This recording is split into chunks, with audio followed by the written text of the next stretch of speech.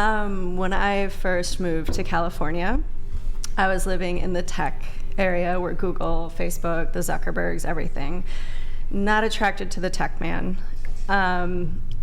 What I was seeing or experiencing was on the dating apps, there was 3 men that I came across. One I was about to go on a date out with. We were about to meet up, and he goes, I should probably let you know, I'm married, have 3 children. My wife has a girlfriend. She wants me to have a girlfriend as well. Open marriage. I met 2 other men in that area. The wives left them for another woman because they opened up their marriage to a threesome. What I ended up hearing from the men who got their hearts broken was the women were actually attracted to more the feminine. They were a more masculine woman. So the man felt emasculated. He was then very lost because he thought he found the woman of his dreams. There are a lot of emasculated men in California. That was proof to me there's something a little off here. What is happening in that, in your opinion? A lot of emasculated men in California, or you just feel in there's general? A whole bunch in that, but the opening up the marriage to threesomes, I know that's a kink. But and these were beautiful women. They're not butch-looking women. I do worry that men don't know the difference between a truly feminine woman and a masculine woman. Mm-hmm.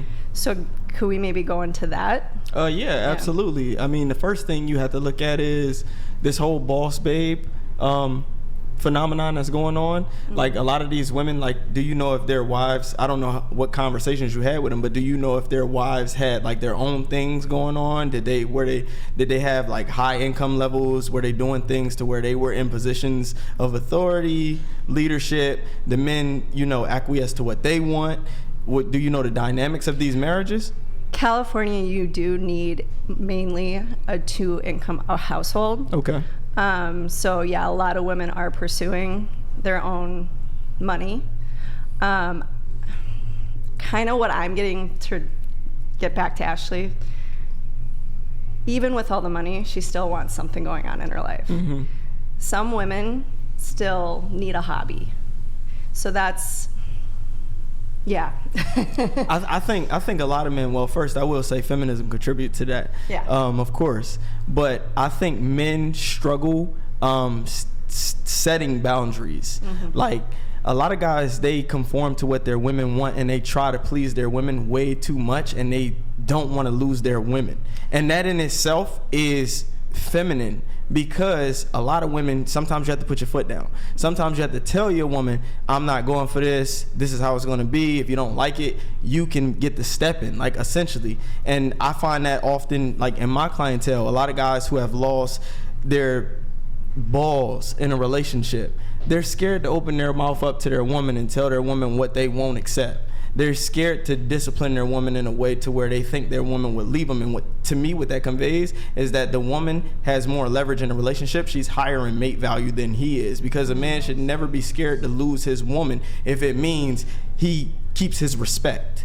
You know what I mean? So a lot of men give up respect. They give up footing in a relationship in order to please their woman, to keep the relationship going. And that's true that to some degree as a man, if you want the relationship to work, then you gotta be willing to hear your woman out. Be a little bit vulnerable here and there. Of course, she has to say, you can delegate. Hey, baby, you want to do this? Give her options, but ultimately you make the decision. But when it comes to things like opening up a marriage, that's not a good idea on any man's behalf, because what a woman is going to do, if a woman wants an open marriage, then essentially her respect for you and her attraction to you has diminished.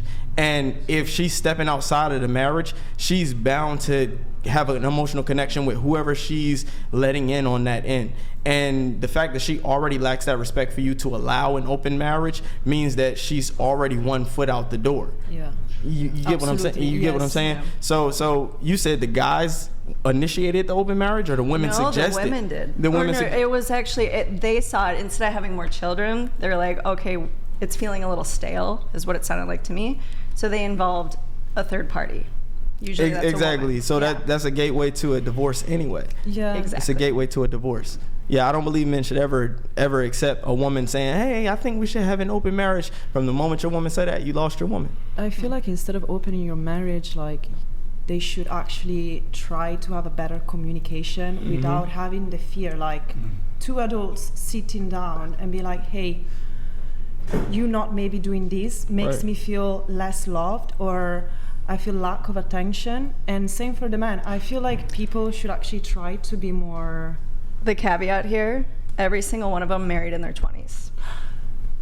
early. Had children very young. Too early. So the woman did not develop communication. And this is where I get the push for marriage, family. I understand that completely. I'm all on board for it. But women need time to be able to learn about themselves and what they truly want. And then they can fully, in my opinion, be led by a man. I personally think a man helps them see that, though. But that's a man who understands who he is and knows where he's going.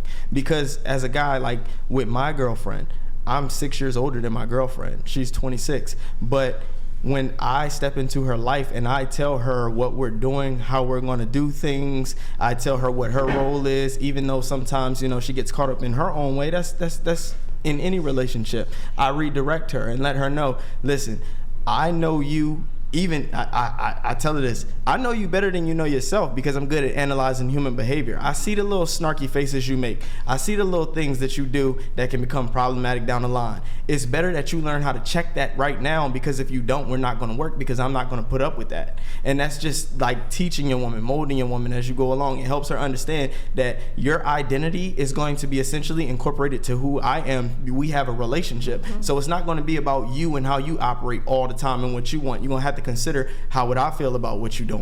You're gonna have to move considering what would he think about this. And I think a guy who knows who he is and has established himself as the masculine presence in the relationship has no issue conveying that, and a woman who really respects him and wants to be with him has no issue following. Yeah, definitely true. How long did it take you to feel in that competent role of I'm ready to lead a woman?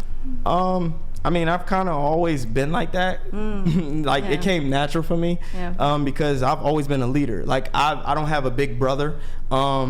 Like my step pops was in my life. Like I didn't have my biological dad. So like a lot of the social circles I was in and everything, I gained my confidence through like sports, popularity, through attracting the girls that other guys wanted. And I was good at doing what I didn't follow the crowds. I did what I wanted. I talked to whoever I wanted. I did whatever I wanted. There was nobody over me that I was trying to conform to or follow or looked up to or anything like that. So I just learned how to be a leader on my own.